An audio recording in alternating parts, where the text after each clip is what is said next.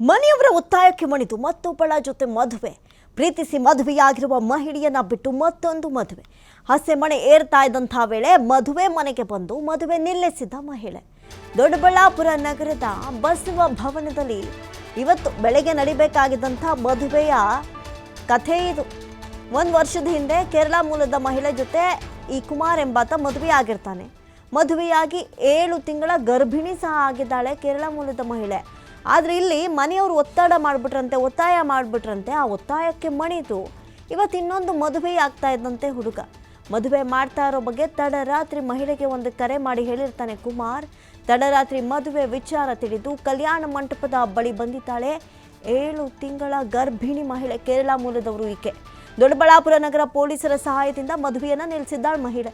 ನೋಡಿ, ಇದು ಮನೆಯವರ ಅಷ್ಟೊಂದು ಒತ್ತಡ ಮಾಡ್ತಾರೆ ಅಂತ ತಾಳಿ ಕಟ್ಟಕ್ಕೆ ಒಂದು ಹುಡುಗ ರೆಡಿ ಆಗ್ಬಿಡ್ತಾನ, ಅಥವಾ ಈಗಾಗಲೇ ನಾನು ಮದುವೆ ಆಗಿದ್ದೀನಿ 7 ತಿಂಗಳು ಗರ್ಭಿಣಿ ನನ್ನ ಹೆಂಡತಿ ಅಂತ ಹೇಳಿದ್ರು ಇಲ್ಲ ನಾವು ತೋರಿಸಿದ ಹುಡುಗಿಗೂ ನೀನೊಂದು ತಾಳಿ ಕಟ್ಟು ಅಂತ ಮನೆಯವರು ಒತ್ತಾಯ ಮಾಡ್ತಾರ. ಎಂಥ ಸಮಾಜದಲ್ಲಿ ಎಂಥ ಜನ ಬದುಕ್ತಾ ಇದ್ದಾರೆ ಇಂಥ ಕಾಲದಲ್ಲಿ. ಈಗಾಗಲೇ ಮಕ್ಕಳು ತಪ್ಪು ಮಾಡಿದ್ರೆ ತಂದೆ ತಾಯಿ ಬುದ್ಧಿ ಹೇಳಿದ್ರೇ ಕೇಳ್ದಾರಂಥ ಮಕ್ಕಳು ಇರಬೇಕಾದ್ರೆ ಮಕ್ಳು ಹಿಂಗೆ ದಾರಿ ತಪ್ಪೋದಕ್ಕೂ ತಂದೆ ತಾಯಿಗಳು ಕಾರಣ ಆಗ್ತಾರೆ ಅಂದರೆ ಏನರ್ಥ? ಅಥವಾ ಈತ ಆಲ್ರೆಡಿ ಒಂದು ಮದುವೆ ಆಗಿದ್ದೀನಿ ನನ್ನ ಹೆಂಡತಿ ಗರ್ಭಿಣಿ ಅಂತ ಮನೆಯವ್ರಿಗೆ ಹೇಳಿರಲಿಲ್ವ, ಹಂಗಾಗಿ ಒತ್ತಡ ಮಾಡಿದ್ರ?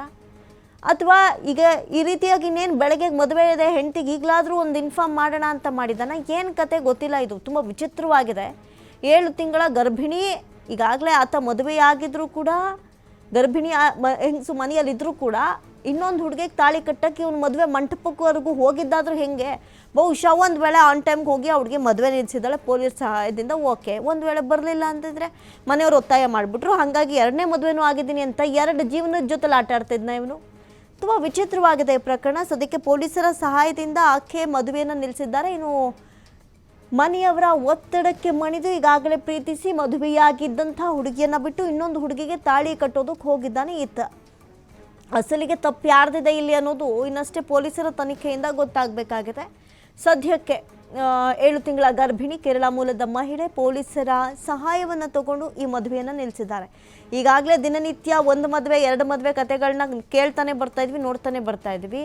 ಆದರೆ ಈ ಪ್ರಕರಣ ಇನ್ನೊಂದು ಚೂರು ವಿಚಿತ್ರ ಅನಿಸ್ತಾ ಇರೋದಂತೂ ಸತ್ಯ.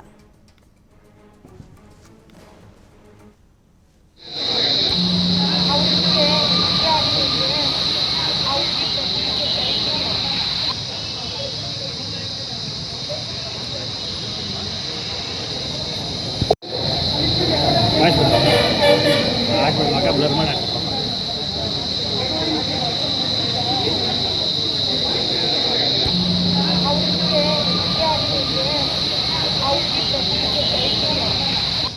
ಮತ್ತಷ್ಟು ಮಾಹಿತಿಯನ್ನು ಕೊಡ್ತಾರೆ ದೂರವಾಣಿ ಸಂಪರ್ಕದಲ್ಲಿ ಪ್ರತಿನಿಧಿ ಗಂಗರಾಜು. ಏನು ವಿಚಿತ್ರ ಕತೆ ಅಂತ, ಯಾಕಂತ ಹೇಳಿದ್ರೆ ಒಂದು ಕಡೆ ಈಗಾಗಲೇ ಮದುವೆ ಆಗಿದ್ದಾನೆ, ಯಾಕೆ ಈತನ ಪೋಷಕರಿಗೆ ಮಗನಿಗೆ ಮದುವೆ ಆಗಿದೆ ಅನ್ನೋದು ಗೊತ್ತಿಲ್ವಾ ಅಂತ?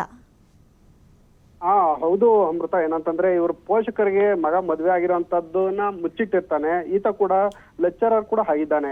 ಏನಂತಂದ್ರೆ ಮನೆಯವರ ಒತ್ತಡಕ್ಕೆ ಮಣಿದು ಮತ್ತೊಬ್ಬ ಯುವತಿ ಜೊತೆ ಮದ್ವೆ ಆಗ್ತಾ ಇರ್ತಾನೆ.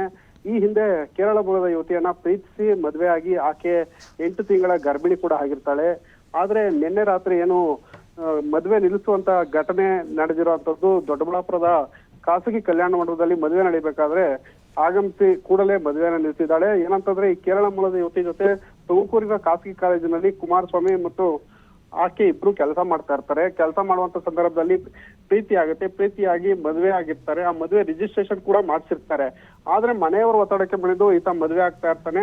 ಆ ತಡರಾತ್ರಿ ಏನು ಆಕೆಗೆ ಮೆಸೇಜ್ ಅನ್ನ ಮಾಡಿರ್ತಾನೆ, ನಾನು ಇನ್ನೊಂದು ಮದುವೆ ಮಾಡ್ತಿದ್ರೆ ನನಗೆ ಆ ಮದುವೆಯನ್ನ ನಿಲ್ಲಿಸ್ಲಿಕ್ಕೆ ನೀನ್ ಬಾ ಅಂತೇಳಿ ಒಂದು ಮೆಸೇಜ್ ಅನ್ನ ಮಾಡಿರ್ತಾನೆ.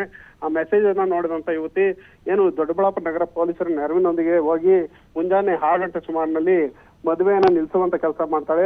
ಆಚೆ ಕೂಡ ಈಗ ಬಂದು ದೊಡ್ಡಬಳ್ಳಾಪುರ ನಗರ ಠಾಣೆಗೆ ದೂರನ್ನು ನೀಡಿದ್ದಾಳೆ. ಈ ರಿಜಿಸ್ಟರ್ ಮ್ಯಾರೇಜ್ ಆಗಿರೋ ಸರ್ಟಿಫಿಕೇಟ್ ಕೂಡ ತೋರಿಸ್ತಾ ಇದ್ದಾಳೆ.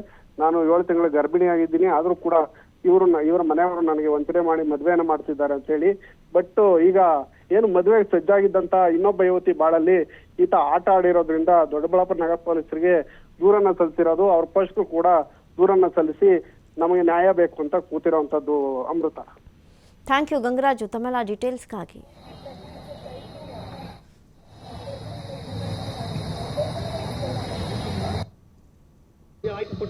ಏನು ಗೊತ್ತಿಲ್ಲ ಸರ್. ಪರಿಚಯ ಇವ್ರು ಯಾವ ನಾವು ಒಂದೂವರೆ ವರ್ಷ ಆಯ್ತು ಪರಿಚಯ ಆಗಿ. 1 ವರ್ಷದಿಂದ ನೆಂಟಸ್ಥಾನ ಮಾಡಿದ್ವಿ, ಓದ್ವಿ, ಕೇಳಿದ್ರೆ ಅವ್ರು ಏನು ಇದೆಲ್ಲ ಇದು ಮಾಡಲಿಲ್ಲ. ಈ ಥರ ಏನೋ ನಮ್ಗೆ ಗೊತ್ತಾಗಲಿಲ್ಲ. ಒಳ್ಳೆ ಜನ ಒಳ್ಳೆಯವರು ಅಂತ ಹೇಳ್ಬಿಟ್ಟು ನಂಬಿದ್ವಿ, ಕೊಟ್ವಿ. ಈ ಥರ ಅವನ್ನ ಸುಮಾರು ಜನ ಕೇಳಿದೆ, ಏನಪ್ಪ ನಿನಗೇನಾದ್ರು ನಮ್ಮ ಹುಡುಗಿಗೆ ಮದುವೆ ಮಾಡ್ಕೊಳ್ಳೋಕೆ ಇಷ್ಟ ಇದೆಯಾ ಇಲ್ವಾ ಅಂತ. ತುಂಬ ಇಷ್ಟ ಇದೆ, ನಾನು ಲವ್ ಮಾಡಿದ್ದೆ ಅಂತ ಕೇಳಿದೆ. ನಾನು ಲವ್ ಮಾಡಿಲ್ಲ, ಆ ಥರ ನಾನು ಹುಡುಗನೆಲ್ಲ ಅಂತ ಹೇಳಿದ್ದೆ. ಹಂಗಾಗಿ ನಾವು ಇದು ಮಾಡಿ ಪ್ರೋಸೆಸ್ ಮಾಡಿದ್ವಿ, ಮದುವೆ ಮಗೆಲ್ಲ ಬಂದ್ವಿ. ಇವತ್ತಿನ ದಿವಸ ಈ ಥರ ಆಯಿತು. ಅಂದ್ರೆ ನಾನು ಹಿಂದೆ ಹುಡುಗಿಗೆಲ್ಲ ಹೇಳಿದ್ದೆ ಅಂತ ಹುಡುಗ ಹೇಳ್ತೀನಿ. ಇಲ್ಲ, ಸುಳ್ಳು ಸರ್, ಎಲ್ಲ ಸುಳ್ಳು. ಹಂಗೆ ಹೇಳಿದ್ರೆ ನಾವು ಅಲ್ಲ, ಹಂಗೆ ಹೇಳಿದ್ದೆ ನಾವು ಮದುವೆ ಮಾಡಕ್ಕೆ ಹೋಗ್ತಾ ಇದ್ವಾ, ಹೋಗಕ್ಕೆ ಆಗ್ತಾ ಇತ್ತಾ? ನಾವೊಬ್ಬ ಹೆಣ್ಣು ಹೊತ್ತಿರೋ ತಂದೆಯಾಗಿ ನಮ್ಮ ಮಗಳಿಗೆ ಈ ಥರ ಅನ್ಯಾಯ ಆಗ್ತದೆ ನಾನು ಮಾಡ್ತಾ ಇದ್ನ. ಎಲ್ಲ ವಿಷಯ ಗೊತ್ತಿದ್ದು ಒಳ್ಳೆಯವರು ಅಂತ ನಾನು ಮಾಡಿದ್ದು. ಈ ಥರ ನಮಗೆ ಅನ್ಯಾಯ ಆಗ್ಬಿಟ್ಟು ಇವತ್ತಿನ ದಿವಸ. ಅವ್ರ ತಂದೆ ತಾಯಿಗೆಲ್ಲ ಗೊತ್ತಿತ್ತು ಸರ್ ವಿಚಾರ, ಮನೆಯಲ್ಲೆಲ್ಲ ಕೂಡ ಹಾಕಿದ್ರು ನನಗೆ ಅಂತ ಹೇಳ್ತಾರೆ. ಸುಳ್ಳು ಅದೆಲ್ಲ ಸುಳ್ಳು ಹೇಳ್ತಾರೆ, ಸುಳ್ಳು ಅದು. ಅವ್ರ ತಂದೆ ತಾಯಿಗೆ ಅದು ಗೊತ್ತಿದೆ, ಇದು ನನಗೆ ಗೊತ್ತಿಲ್ಲ.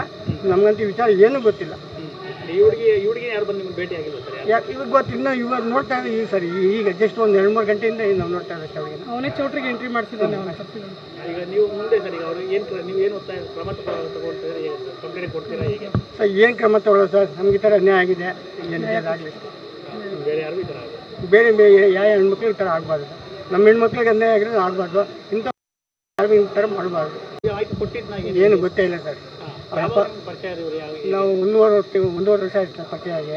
1 ವರ್ಷದಿಂದ ನೆಂಟಸ್ಥಾನ ಮಾಡಿದ್ವಿ, ಓದ್ವಿ, ಕೇಳಿದ್ರೆ ಅವ್ರು ಏನು ಇದೆಲ್ಲ ಇದು ಮಾಡಲಿಲ್ಲ. ಈ ಥರ ಏನೋ ನಮ್ಗೆ ಗೊತ್ತಾಗಲಿಲ್ಲ. ಒಳ್ಳೆ ಜನ ಒಳ್ಳೆಯವರು ಅಂತ ಹೇಳ್ಬಿಟ್ಟು ನಂಬಿದ್ವಿ, ಕೊಟ್ವಿ. ಈ ಥರ ಅವನ್ನ ಸುಮಾರು ಜನ ಕೇಳಿದೆ, ಏನಪ್ಪ ನಿನಗೇನಾದ್ರು ನಮ್ಮ ಹುಡುಗಿಗೆ ಮದುವೆ ಮಾಡ್ಕೊಳ್ಳೋಕೆ ಇಷ್ಟ ಇದೆಯಾ ಇಲ್ವಾ ಅಂತ. ತುಂಬ ಇಷ್ಟ ಇದೆ, ನಾನು ಲವ್ ಮಾಡಿದ್ದೆ ಅಂತ ಕೇಳಿದೆ. ನಾನು ಲವ್ ಮಾಡಿಲ್ಲ, ಆ ಥರ ನಾನು ಹುಡುಗನೆಲ್ಲ ಅಂತ ಹೇಳಿದ್ದೆ. ಹಂಗಾಗಿ ನಾವು ಇದು ಮಾಡಿ ಪ್ರೋಸೆಸ್ ಮಾಡಿದ್ವಿ, ಮದುವೆ ಮಗೆಲ್ಲ ಬಂದ್ವಿ. ಇವತ್ತಿನ ದಿವಸ ಈ ಥರ ಆಯಿತು. ಅಂದ್ರೆ ನಾನು ಹಿಂದೆ ಹುಡುಗಿಗೆಲ್ಲ ಹೇಳಿದ್ದೆ ಅಂತ ಹುಡುಗ ಹೇಳ್ತೀನಿ. ಇಲ್ಲ, ಸುಳ್ಳು ಸರ್, ಎಲ್ಲ